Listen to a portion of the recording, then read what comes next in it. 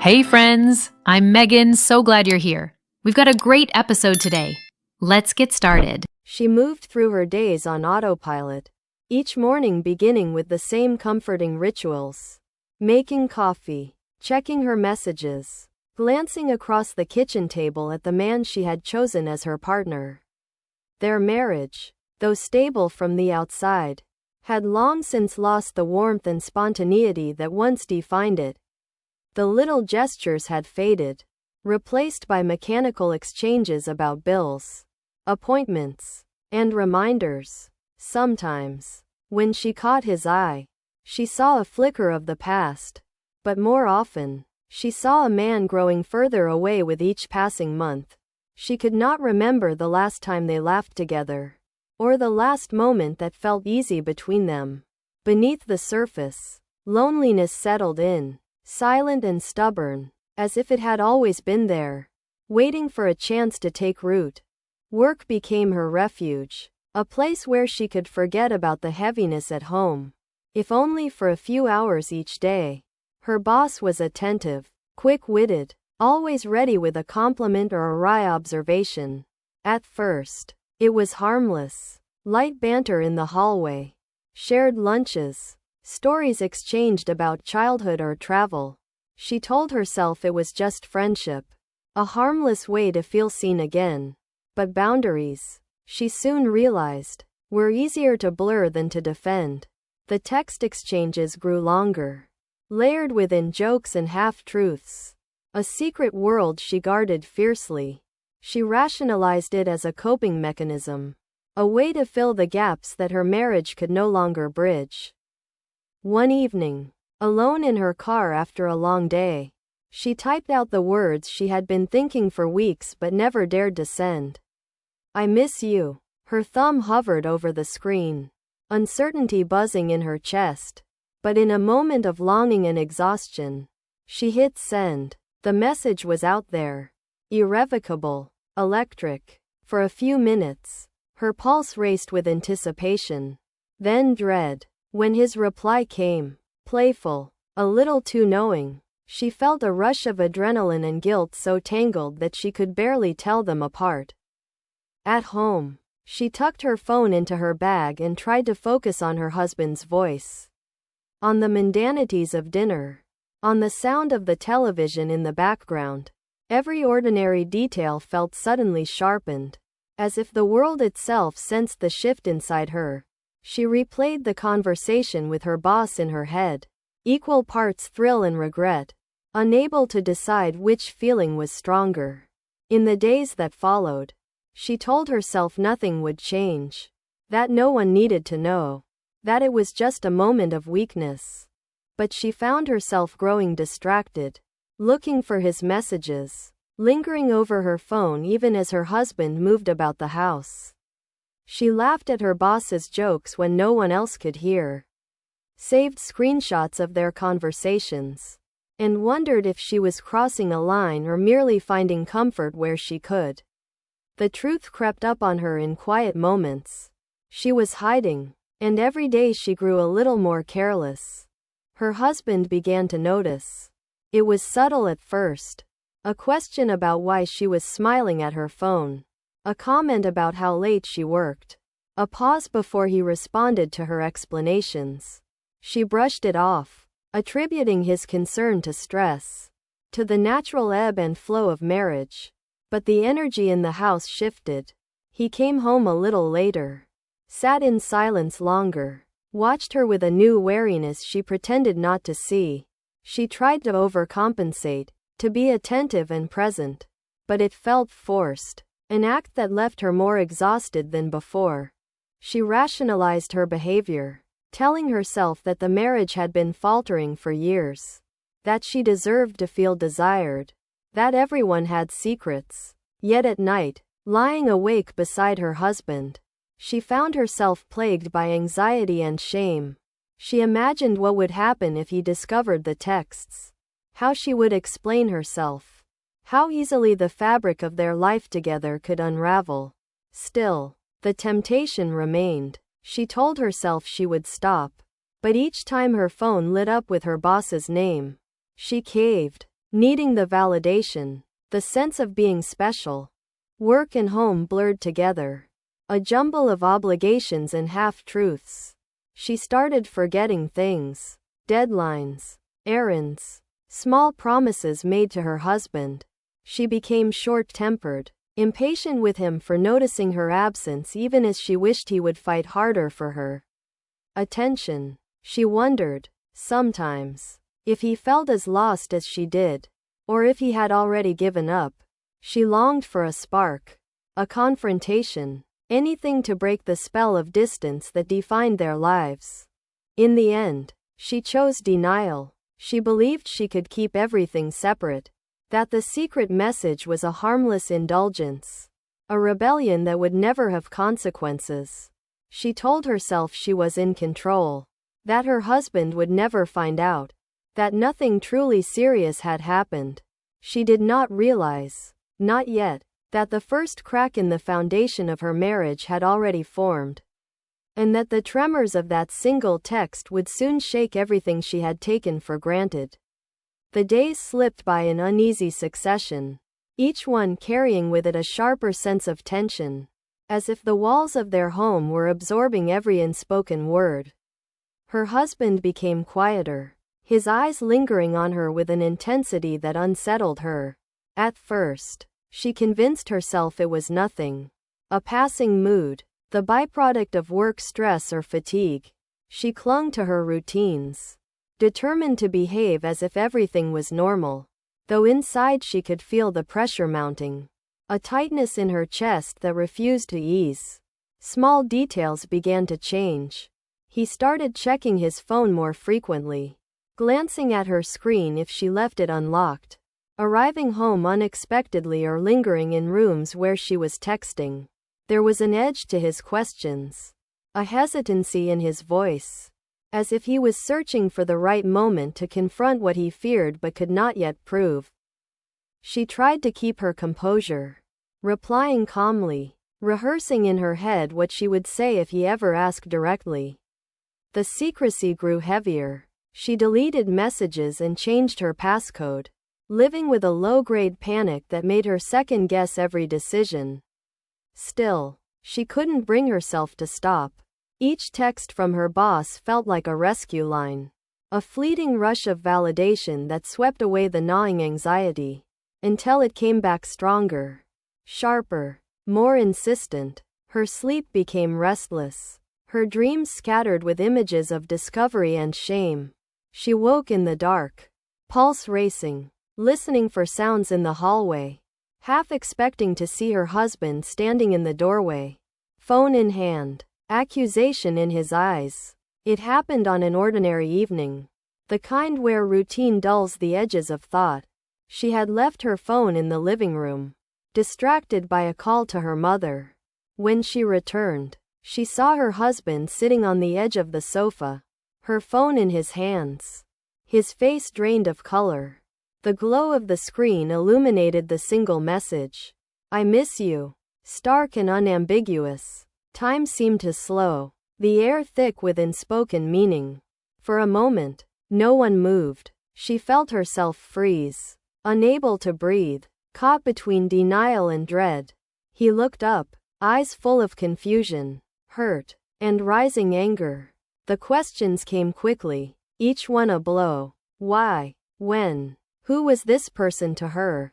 His voice rose, cracking under the strain, disbelief warring with pain. She tried to explain, stumbling through half-truths and denials, grasping at justifications she no longer believed. The more she spoke, the less convincing she became, her words floating in the room like smoke, insubstantial and impossible to hold.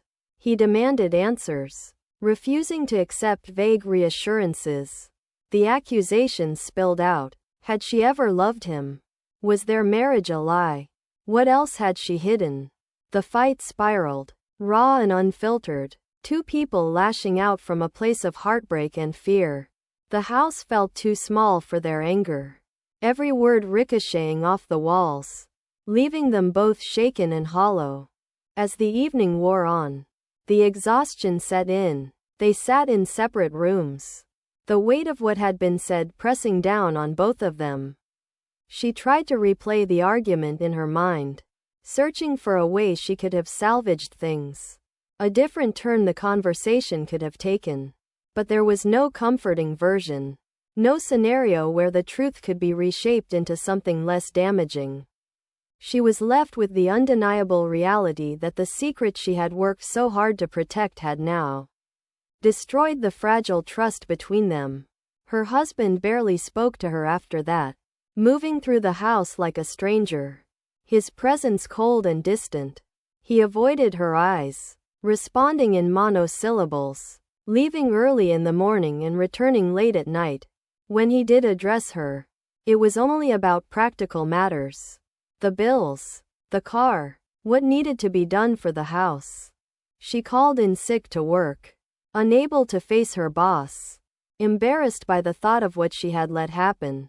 Shame rooted her in place, draining her of the energy to reach out for help or comfort.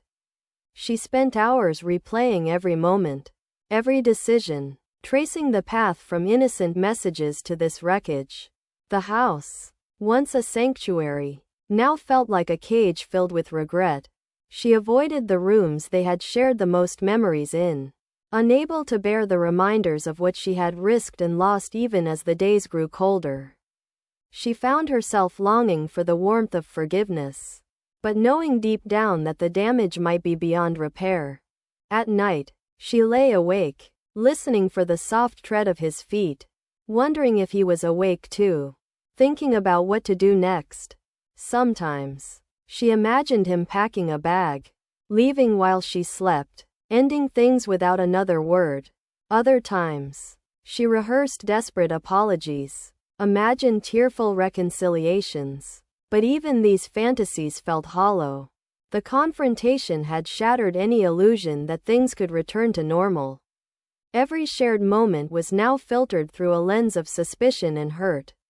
She could feel the distance between them growing, a gulf neither seemed able, or willing, to cross. The story of her marriage was being rewritten, and she no longer recognized the ending. The fallout after the confrontation lingered like a storm cloud, casting shadows over every part of her life. The next morning was unusually quiet, the sort of silence that feels both fragile and oppressive. Her husband had already left the house, his side of the bed cold, the smell of his aftershave still faint in the bathroom. She moved through her morning routine on autopilot, barely tasting her coffee, her hands trembling as she checked her phone compulsively for messages that never came. The weight of guilt and anxiety pressed down on her with every passing hour. She thought about texting her husband, crafting apology after apology, but she couldn't find the right words or the courage to hit send. Each draft felt inadequate, an echo in the void left by his absence. At work, she could barely concentrate. The bright lights of the office felt harsh. The sound of ringing phones and clicking keyboards grated on her nerves. She avoided her boss, unable to look him in the eye, afraid that her shame and turmoil might be visible to everyone around her. Every interaction felt strained. Every question from colleagues seemed loaded, as if the secret she had tried so hard to keep was now written on her face. She sat in meetings and found herself drifting, staring at her hands, lost in thoughts of everything she had to lose. In moments of desperation, she considered confiding in a friend, reaching out for support, but the fear of judgment kept her silent. The idea of gossip spreading, of becoming the subject of whispers and speculation, was unbearable. Her husband's distance was more pronounced each evening. He returned home late, barely acknowledging her presence. The house had never felt so empty, so devoid of warmth. Meals were eaten in silence or not at all. Sometimes she would hear him in another room, talking quietly on the phone. Was he confiding in someone else? She wondered. A friend or perhaps a lawyer? The fear gnawed at her, making it hard to breathe. She tried to initiate conversations, to explain herself again, to offer reassurances that she didn't fully believe. But he met her with cold indifference or short, clipped replies. The man she had loved for years seemed unreachable, barricaded behind his pain and betrayal. The weight of her choices settled into her bones. She felt trapped between shame and regret, unable to go backward or forward. Every memory of their life together was now colored by the knowledge that she had broken something essential, something that could not be easily mended. She replayed happier moments in her mind. Holidays, shared jokes, quiet mornings before the world intruded, and wondered when it had all started to unravel. The image of herself as a loving wife, as someone trustworthy and good, slipped further out of reach with each passing day. Even small acts of kindness, a cup of tea left on the table, a folded shirt, were now met with suspicion or ignored altogether. As the days dragged on, her husband's actions grew more decisive. He called a lawyer, made appointments she wasn't included in, began gathering documents and talking about dividing property. The conversations were clinical, focused on logistics and obligations, leaving her reeling from the sudden finality. She tried to protest, to argue that it was just a mistake, that she could make things right, but her pleas fell flat. There was no way to erase the betrayal, no way to undo what had been done. Friends and family, when they learned the truth, reacted with varying degrees of disappointment and disbelief. Some offered platitudes. Everyone makes mistakes. Maybe time will heal. But most kept their distance, unsure how to comfort her or unwilling to take sides. She realized she could not control the narrative anymore. The story had slipped from her grasp, shaped when the official decision finally arrived. It came not with a dramatic confrontation but with the quiet, merciless precision of paperwork and a single, tense conversation at the kitchen table. Her husband told her he wanted a divorce, the words landing between them like stones. There was no shouting or last-minute plea, only the flat delivery of a verdict that had already been decided in lonely nights and silent mornings. She sat across from him, numb, watching the movements of his hands as he slid the documents across the table. She did not cry in that moment, nor did she argue. Her mind was too foggy, the scope of her loss too enormous to comprehend all at once. She spent the next days in a state of suspended animation, packing up her life in cardboard boxes and garbage bags, every object a reminder of the life that had just ended.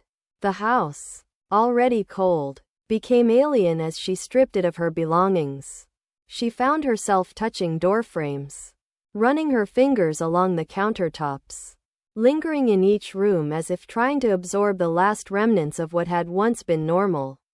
Her husband moved through the space as if on a parallel track, rarely speaking, giving her as much distance as possible. Even their final interactions were transactional. What would happen to the couch? Who would take the plates? How to split the books? When she left, it was without ceremony. She walked out the door carrying only a few bags, not knowing if she would ever return. At first, she stayed with a friend, grateful for the spare bedroom and the temporary illusion of safety. She tried to keep up appearances, made small talk over breakfast, offered to help with chores. But the heaviness inside her was unshakable. She felt like a ghost haunting someone else's life. Nights were the hardest, lying awake in a borrowed bed, listening to unfamiliar sounds, replaying the last year over and over in her mind. She cycled through anger, grief, and an aching sense of humiliation. She wanted to blame someone else. Her boss, her husband, fate. But every path led back to her own decisions, her own reckless need for attention and escape. But even the kindness of friends could not last forever. After a few weeks, her friend's patience began to wane. Hushed phone calls in the hallway, forced smiles, and the tightening of daily routines made it clear that she could not stay indefinitely. She spent her days searching for apartments she could not afford, calling shelters, standing in lines at government offices. The city felt enormous and indifferent. Every corner a reminder of what she'd lost. Her savings dwindled quickly. Eventually, embarrassed and desperate, she moved her bags into her car, telling herself it was only temporary, that she would find a solution soon. Life on the edge brought a new kind of exhaustion. She learned the rhythms of the streets, where to park at night, which coffee shops allowed her to linger, how to look busy so no one would question her presence. She showered at the gym when she could, bought food that didn't require a kitchen, tried to keep her clothes clean enough to blend in at job interviews. Humiliation became a daily companion, especially when she caught a glimpse of herself in a shop window, looking more tired and lost than she had ever imagined possible. There were moments, in the blue pre-dawn hours, when she was overtaken by regret so profound it felt physical. She thought about her home, her husband, the simple routines she had once resented and now missed with a longing that bordered on despair.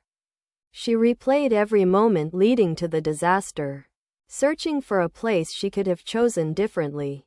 She texted her boss once, a brief apology that was met with polite but distant sympathy. Then nothing more. She realized there was no one to blame but herself, and no one who could save her from the consequences. Small kindnesses stood out like beacons. An extra sandwich from a stranger, a security guard who looked the other way, a shelter volunteer who spoke to her with respect. These moments did not erase her situation, but they reminded her of her own humanity, gave her enough hope to keep searching for a way out. She clung to the belief that things could change, that even in this lowest place there might be a path forward. But for now, she was adrift, her old life reduced to memories, her future uncertain, defined by each day's struggle to simply endure. Now by others' perceptions and judgments. Even her boss, sensing the change in her demeanor, became more distant. The easy camaraderie of their messages evaporated. When she reached out, tentatively, awkwardly, he responded with brief, professional replies, making it clear that whatever connection had existed was over. She felt foolish and exposed, left with nothing but her own actions and their consequences. Loneliness crept in, a steady ache that made the days feel endless. She avoided looking in mirrors, unable to face the person she had become. In quiet moments, she wept for the life that was slipping away, for the love she had taken for granted, for the comfort and security of home.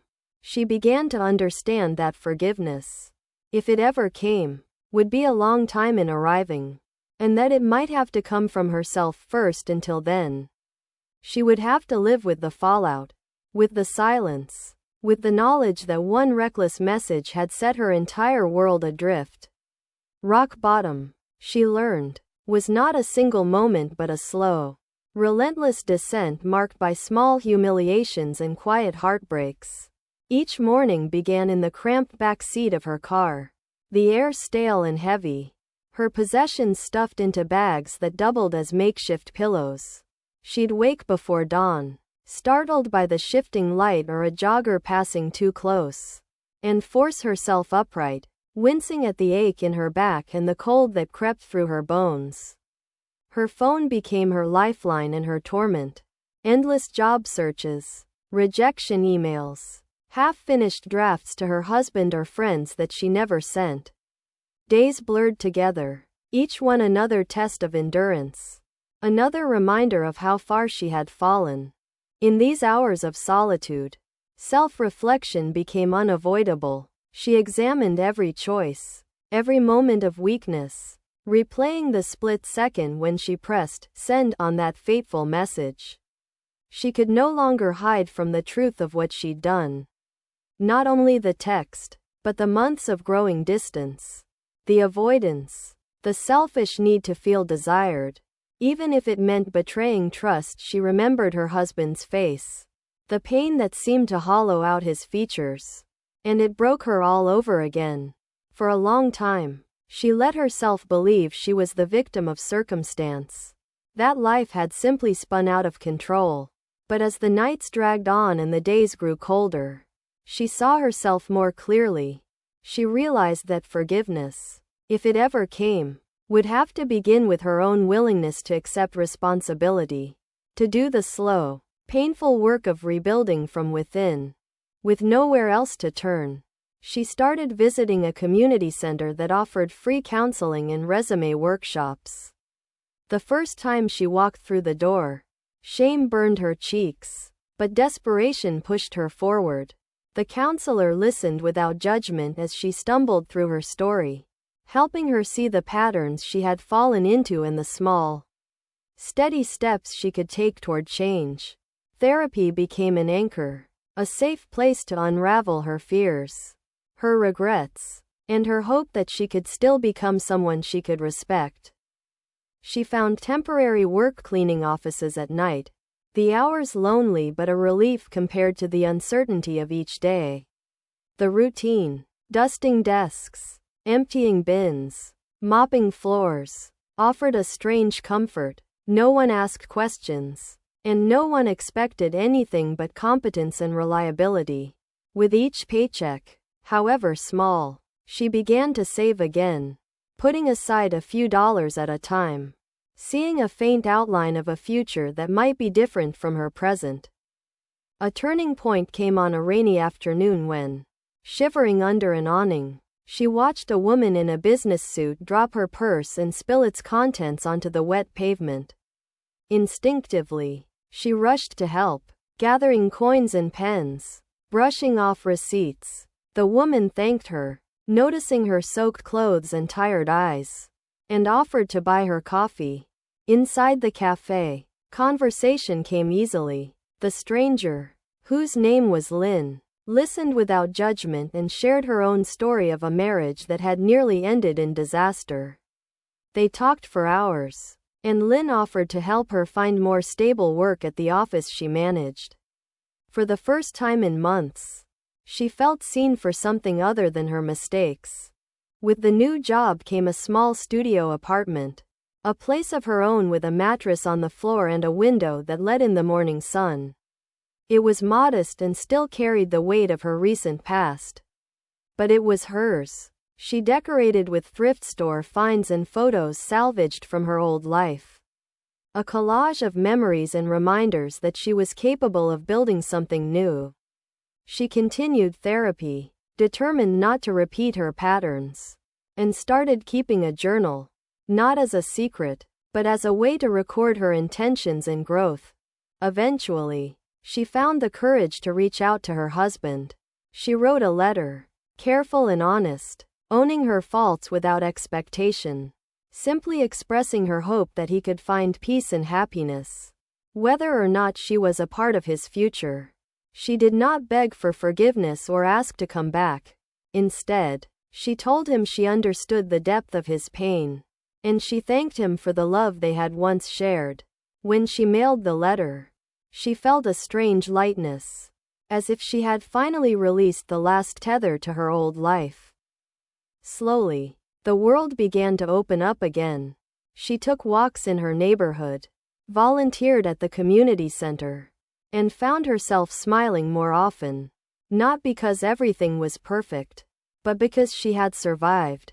Each day brought a new challenge, but also the possibility of redemption. She started to believe, in small ways, that her past did not have to dictate her future, and that even from the ruins, it was possible to build a life worth living. The slow emergence from chaos felt almost surreal, as if she was waking from a long, bruising dream she had tried many times to escape. There was no single day when her life transformed or the pain simply vanished. Instead, there was a gradual weaving of small changes. Quiet mornings when she no longer woke with dread, and moments of stillness that didn't feel empty but instead brimmed with possibility. In her little studio, she created rituals, opening the window to let in the new day, making tea and drinking it on the windowsill, feeling the city stir beneath her feet. The bruises on her self-esteem began to fade, She started to see herself not as someone broken and unworthy but as a survivor, shaped by hard lessons, capable of tenderness and grace. At work, she learned to hold her head up.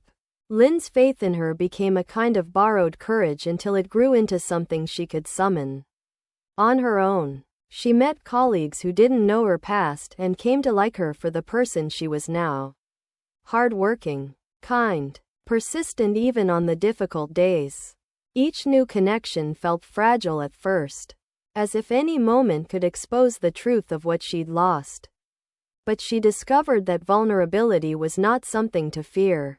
The more honest she became about her journey, the more she realized that everyone carried scars, secrets, regrets. The shame lessened. Instead, she allowed herself to celebrate small victories. A compliment from a coworker, a paycheck deposited, a neighbor who knocked to say hello. She no longer measured her worth by the love she had lost or the mistakes she had made. The letter to her husband remained unanswered for a long while, and though she sometimes wondered if he would ever reply, she resisted the urge to reach out again. She respected his distance, understood that healing happened on different timelines. On weekends, she walked through parks and neighborhoods she had never visited before, letting herself imagine a future with choices, with joy that did not depend on the forgiveness or approval of others. She still thought about the life she'd left behind, the home, the routines, the comfort of familiarity, but instead of longing, she felt gratitude for what those years had taught her. The ache was gentler now, less an open wound and more a scar she wore with acceptance.